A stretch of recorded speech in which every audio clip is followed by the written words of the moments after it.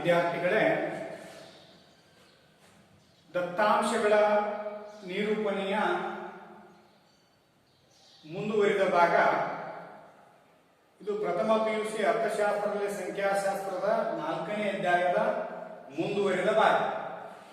ಈಗಾಗಲೇ ದತ್ತಾಂಶಗಳ ರೇಖಾಚಿತ್ರದ ನಿರೂಪಣೆಯೊಳಗ ಮೊದಲನೇದು ಸ್ತಂಭ ರೇಖಾಚಿತ್ರ, ಅದರೊಳಗ ಸರಳ ಸ್ತಂಭ ರೇಖಾಚಿತ್ರ ಅಂದ್ರೇನು ನೋಡಿ. ಇನ್ನ ಎರಡನೇದಾಗಿ ಬಹುಸ್ತಂಭ ರೇಖಾಚಿತ್ರ ಅಂತ ಬರುತ್ತೆ. ನಿಮಗೆ ಬಹುಸ್ತಂಭ ರೇಖಾಚಿತ್ರ ಎಂದರೇನು ಅಂತ ಹೇಳಿ 2 ಅಂಕದ ಪ್ರಶ್ನೆ ಕೇಳ್ತಾರೆ. ಇಲ್ಲಿ 2 ಅಥವಾ 2ಕ್ಕಿಂತ ಹೆಚ್ಚು ದತ್ತಾಂಶಗಳನ್ನ ಪ್ರತಿನಿಧಿಸುವ ಸ್ತಂಭ ರೇಖಾಚಿತ್ರವನ್ನ ಬಹುಸ್ತಂಭ ರೇಖಾಚಿತ್ರ. ನೋಡಿ, 2 ಅಥವಾ 2ಕ್ಕಿಂತ ಹೆಚ್ಚು ದತ್ತಾಂಶಗಳನ್ನ ಪ್ರತಿನಿಧಿಸುವ ರೇಖಾಚಿತ್ರವನ್ನ ಬಹುಸ್ತಂಭ ರೇಖಾಚಿತ್ರ ಅಂತ ಕರೀತೀವಿ. ಇಲ್ಲಿ ಒಂದು ಉದಾಹರಣೆಯನ್ನ ನಾವು ಗಮನಿಸಿದಾಗ, ವರ್ಷಗಳು 2008, 2009, 2010, 2011, 2012.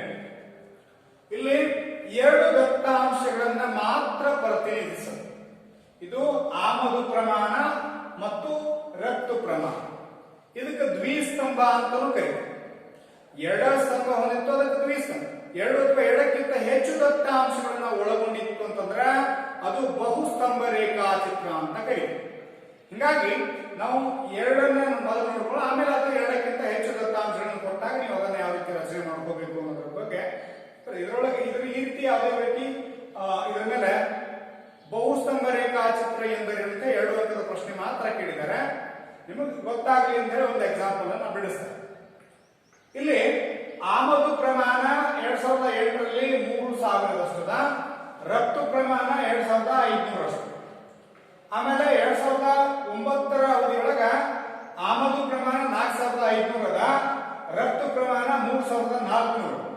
ಇನ್ನು 2010ರಲ್ಲಿ 5400 ಅದ, ರಫ್ತು ಪ್ರಮಾಣ ಆಮದು ಪ್ರಮಾಣ 4000. ಆಮೇಲೆ ಆಮದು 2011ರೊಳಗ ಆಮದು ಪ್ರಮಾಣ 5300 ಕೋಟಿ ರೂಪಾಯಿಗಳಷ್ಟದ, ಆಮೇಲೆ ರಫ್ತು ಪ್ರಮಾಣ 5000 ಕೋಟಿ ರೂಪಾಯಿಗಳಷ್ಟದ. ಇನ್ನು 2012ರೊಳಗ ಆಮದು ಪ್ರಮಾಣ 6000 ಕೋಟಿ ರೂಪಾಯಿಗಳಷ್ಟದ, ರಫ್ತು ಪ್ರಮಾಣ 5000 ಕೋಟಿ ರೂಪಾಯಿಗಳಷ್ಟದ. ಅಂದ್ರೆ ಇಲ್ಲಿ 2 ದತ್ತಾಂಶಗಳನ್ನ ಕೊಟ್ಟಾರೆ. ನಾ ಈಗಾಗಲೇ ಹೇಳಿನಿ, ಗುಣಾತ್ಮಕ ದತ್ತಾಂಶಗಳನ್ನ ಕೊಟ್ಟಿದ್ರು ಅಂತಂದ್ರ ಇಲ್ಲಿ ಲಿಂಗ, ಧರ್ಮ ಈ ರೀತಿ ಕೊಡ್ತಾರೆ. ಆಮೇಲೆ ಪರಿಮಾಣಾತ್ಮಕ ದತ್ತಾಂಶ ಕೊಟ್ಟಿದ್ರೆ ತೂಕ, ಎತ್ತರ, ಅಳತೆ, ಅಂಕಗಳು ಅಂತ ಹೇಳಿ ವೈಯಕ್ತಿಕ ಅಕ್ಷರದಾಗ ಬರ್ತದೆ. ಆಮೇಲೆ ಭೌಗೋಳಿಕ ಸಮಯಾನುಸಾರ ವರ್ಗೀಕರಣ ಕೊಟ್ಟಿರ್ತಂದ್ರೆ ದಿನ, ಗಂಟೆ, ವಾರ, ವರ್ಷಗಳು ಈ ಕಡೆ ವೈಯಕ್ತಿಕ ಅಕ್ಷರಗಳಿಗೆ ಬರ್ತದೆ. ಒಂದು ವೇಳೆ ಭೌಗೋಳಿಕ ಕೊಟ್ಟಿರ್ತಂದ್ರೆ ಅಲ್ಲಿ ಸ್ಥಳಗಳ ಆಧಾರದ ಅಲ್ಲಿ ಗ್ರಾಮ, ಪಟ್ಟಣ, ನಗರ, ಜಿಲ್ಲೆ, ರಾಜ್ಯ, ದೇಶ ಇತ್ಯಾದಿಗಳನ್ನ ವೈಯಕ್ತಿಕ ಅಕ್ಷರದೊಳಗೆ ಕರೀತೀವಿ. ಇನ್ನ ಅವುಗಳ ಉತ್ಪಾದನಾ ಪ್ರಮಾಣ ಆಗಿರ್ಬೋದು, ಆದಾಯ, ವೆಚ್ಚ, ಆಮದು, ರಫ್ತು ಇತ್ಯಾದಿ ಅಂಶಗಳು ಮಾಪನ ಮಾಡತಕ್ಕಂಥ ಅಂಶಗಳು ಅಕ್ಷರಗಳಿಗೆ ಬರ್ತವೆ. ಹೌದಾ? ಇಲ್ಲಿ ಯಾವ ಗುಣಾತ್ಮಕನೋ, ಪರಿಮಾಣಾತ್ಮಕನೋ, ಭೌಗೋಳಿಕನೋ, ಆಮೇಲೆ ಸಮಯಾನುಸಾರ ಅನ್ನೋದರ ಆಧಾರದ ಮೇಲೆ ಇಲ್ಲಿ ಕೊಟ್ಟಿರ್ತಾರೆ. ಇದು ಸಮಯಾನುಸಾರ ವರ್ಗೀಕರಣ. ಇದು ವರ್ಷಗಳನ್ನ ಕೊಟ್ಟ. ಹೀಗಾಗಿ ಇಲ್ಲಿ ಕನಿಷ್ಠ ಅಂಕಿ ಎಷ್ಟದ? 2500. ಗರಿಷ್ಠ ಅಂಕಿ ಯಾವ್ದು? 2 ಕಾಲಮ್ ಒಳಗ 6000. ಹಿಂಗಾಗಿ 100 ರೀತಿ ಇಟ್ಕೊಂಡ್ರೆ ನಮಗ ದತ್ತಾಂಶಗಳನ್ನ ದೊಡ್ಡ ರೇಖಾಚಿತ್ರ ರಚನೆ ಮಾಡ್ಬೇಕಾಗುತ್ತೆ. ಇಲ್ಲಿ ನಾವೇನ್ ಮಾಡ್ಕೊಳ್ಳೋಣ, ಸಾವಿರಗಳಲ್ಲಿ ಇಟ್ಕೊಳ್ಳೋಣ. ಯಾಕಂದ್ರೆ ಇಲ್ಲಿ 5000, 6000 ಹೈಯೆಸ್ಟ್ ಇದೆ ಅಂತಂದ್ರೆ ನಾವು 1000, 2000, 3000, 4000, 5000, 6000 ಇಲ್ಲಿ ಯಾಕಂದ್ರೆ 6000 ಹೈಯೆಸ್ಟ್ ಇರೋದ್ರಿಂದ ನಾವು 6000 7000 ವರೆಗೂ ನಾವು ಇಟ್ಕೋಬಹುದು. ಇನ್ನ ಆಮದು ಪ್ರಮಾಣ ಮತ್ತು ರಫ್ತು ಪ್ರಮಾಣ ಯಾವ ಅವಧಿಯೊಳಗ 2008ರ ಅವಧಿಯೊಳಗ ಆಮದು ಪ್ರಮಾಣ ಏನದ ಮತ್ತು ರಫ್ತು ಪ್ರಮಾಣ. 2008ರ ಅವಧಿಯೊಳಗ ಆಮದು ಪ್ರಮಾಣ ಎಷ್ಟದ 3000. ಹೀಗಾಗಿ ಆಮದು ಪ್ರಮಾಣ 3000 ನಾವು ಬಿಡಿಸಬೇಕು. ಇದು ಆಮದು ಪ್ರಮಾಣ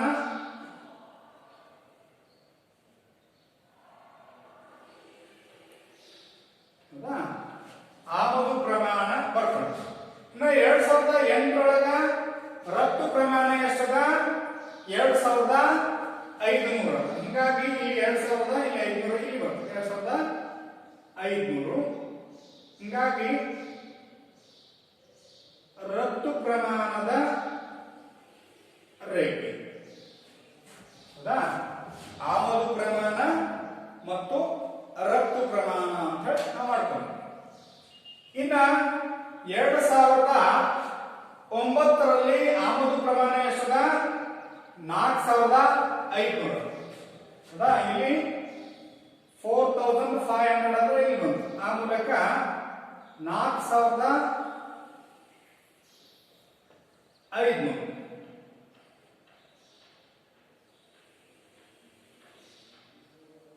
ಆಮೇಲೆ ರಫ್ತು ಪ್ರಮಾಣ ಎಷ್ಟದ 3400 ಇಲ್ಲಿ ಬರ್ತದೆ. 3500 ಇಲ್ಲ ಅಂದ್ರೆ ಇಲ್ಲಿ 400. 3400 ಈ ರೀತಿ ನಾವು ರಚನೆ ಮಾಡ್ಕೋಬಹುದು. ಇನ್ನ 2010ರ ಅವಧಿಯೊಳಗ ಆಮದು ಪ್ರಮಾಣ ಎಷ್ಟದ 5004. ಹೀಗಾಗಿ 5000 ಇದೆ 500 ಅಂತಂದ್ರೆ ಇದ್ರ ಕೆಳಗೆ 5400 ಇಲ್ಲದರ ಅಲ್ಲಿ ತಗೋ.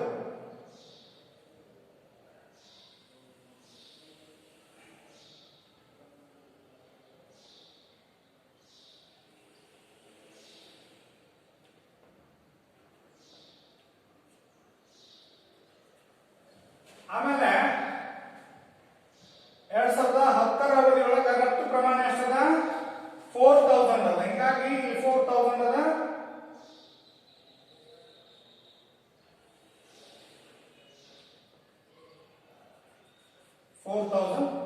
ಬರ್ತದೆ. ಇನ್ನ 2011 ಅಲ್ಲಿ 5300 ಇಲ್ಲಿ 5000 ಅದ. ಇಲ್ಲಿ 5300 ಅಂದ್ರೆ ಇಲ್ಲಿ ಬರ್ತದೆ. 5300 ಯಾವ್ದಿದು 2011.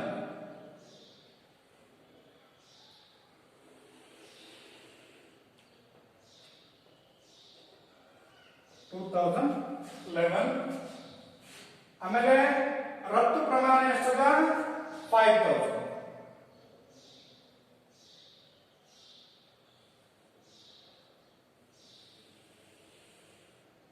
ಈ ರೀತಿ ಆಮೇಲೆ 2012ರೊಳಗ ಆಮದು ಪ್ರಮಾಣ 6000 ಅದ. ರಫ್ತು ಪ್ರಮಾಣ ಆಮದು ಪ್ರಮಾಣ 6000 ಅದ.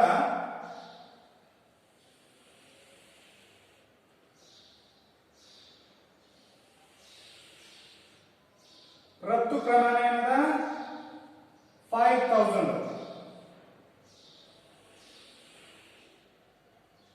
ಈ ರೀತಿ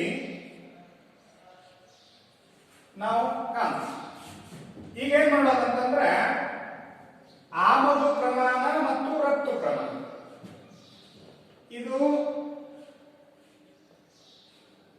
ಆಮೇಲೆ ರಫ್ತು ಪ್ರಮಾಣದ ಒಂದು ಸಿಂಬಲ್ ಮಾಡ್ಕೊಳ್ಳೋಣ. ಮೊದಲಿಗೆ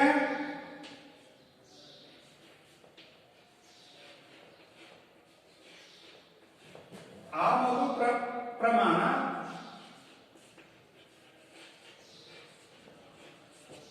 ಆಮೇಲೆ ಎರಡನೇದಾಗಿ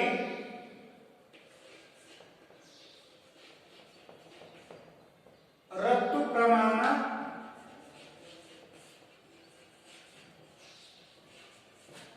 ಹೀಗಾಗಿ ಆಮದು ಪ್ರಮಾಣಕ್ಕೆ ಒಂದಾದ್ರೆ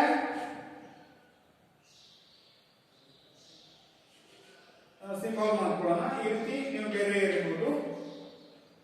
ಆಮೇಲೆ ರಫ್ತು ಪ್ರಮಾಣಕ್ಕ ಈ ರೀತಿ ಮಾಡ್ಕೊಳ್ಳಿ.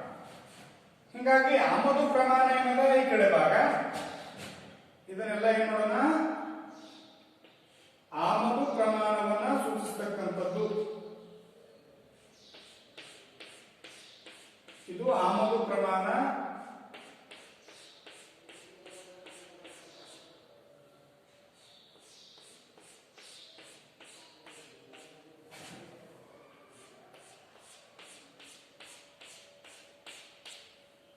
ಆಮೇಲೆ ಇದು ರಫ್ತು ಪ್ರಮಾಣವನ್ನ ಸೂಚಿಸುತ್ತದೆ.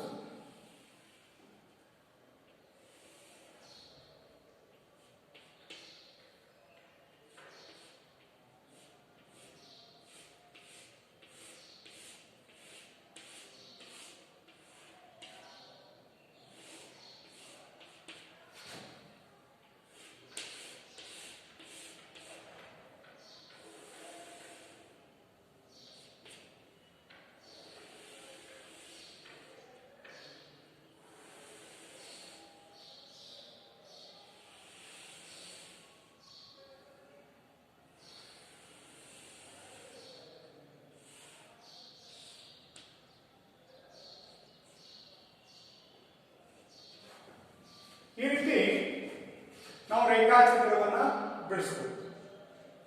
ಇದು 2 ಅಥವಾ 2ಕ್ಕಿಂತ ಹೆಚ್ಚು ದತ್ತಾಂಶಗಳನ್ನ ಪ್ರತಿನಿಧಿಸಿದಾಗ ಅದು ಬಹುಸ್ತಂಭ ರೇಖಾಚಿತ್ರ. ಬಹುಸ್ತಂಭ ರೇಖಾಚಿತ್ರದೊಳಗ 2 ಬಂತು ಅಂದ್ರೆ ಅದಕ್ಕೆ ದ್ವಿಸ್ತಂಭ ಅಂತ ಕರಿತೀವಿ. 2ಕ್ಕಿಂತ ಹೆಚ್ಚು ಬಂತು ಅಂದ್ರೆ ಅದು ಬಹುಸ್ತಂಭ ಅಂತ ಅನ್ಸ್ಕೊಳ್ಳೋದು.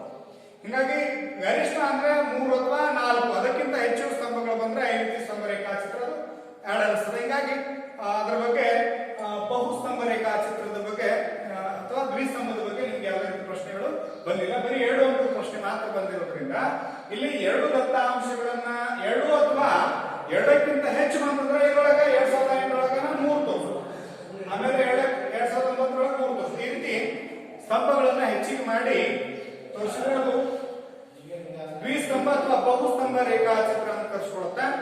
ಇನ್ನ ಮುಂದಿನ ತರಗತಿ ಒಳಗ ಉಪವಿಭಾಗಿಕ ಸ್ತಂಭ ರೇಖಾಚಿತ್ರ ಅಂದ್ರೆ ಏನು ಅದರ ಬಗ್ಗೆ ಡಿಸ್ಕಷನ್ ಮಾಡೋಣ ಅಂತ ಹೇಳ್ತಾ ಈ ಕ್ಲಾಸ್ಗೆ ಪ್ರಾರಂಭ ಮಾಡ್ತೀನಿ. ಧನ್ಯವಾದ.